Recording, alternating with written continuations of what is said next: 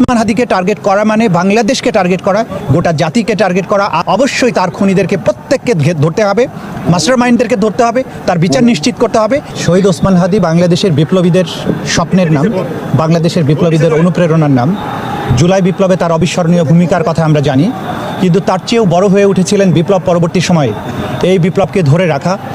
একটা সাংস্কৃতিক বিপ্লবের মাধ্যমে বাংলাদেশে শুধু রক্তক্ষয়ী যে বিপ্লব হয়েছে তার মাধ্যমে একটা স্বৈরশাসকের পলায়ন হয়েছে, কিন্তু এই রাষ্ট্রকে, এই তরুণ প্রজন্মকে আমাদের কালচারালি যে একটা উচ্চতায় পৌঁছাতে হবে, এই জাতির বিশ্বাস, এই জাতির গণতান্ত্রিক যে ভাবনা, এই রাষ্ট্র সবার করে ফেলার, রাষ্ট্রটা যাতে সবার হয়ে ওঠে সেটার জন্য যে তার প্রচেষ্টা ছিল, তিনি ইনকিলাব মঞ্চ করেছিলেন। সেই প্রচেষ্টার মধ্য দিয়ে বাংলাদেশের কোটি কোটি মানুষের হৃদয় তিনি জয় করেছিলেন। এবং তিনি সবসময় স্বপ্ন দেখেছেন, তিনি বলেছেন যে 50 বছর বেঁচে থাকলাম কিন্তু জাতির মধ্যে কোনো ইম্প্যাক্ট তৈরি করতে পারলাম না, তার চেয়ে 3 বছর বেঁচে থেকে জাতির জন্য যদি কোনো প্রভাব বা ইম্প্যাক্ট তৈরি করতে পারি সেটাই তার জন্য বড় প্রাপ্তি। সেই কথা তিনি বারবার বলেছেন। তার কথাবার্তার মধ্য দিয়ে শাহাদাতের জন্য তার তীব্র যে আকাঙ্ক্ষা ছিল সেটা তিনি প্রকাশ করেছেন এবং আল্লাহ তাআলা তার সেই ইচ্ছাকে পূরণ করেছেন। তিনি জাতির জন্য তার সবচাইতে বড় স্যাক্রিফাইসটা করেছেন।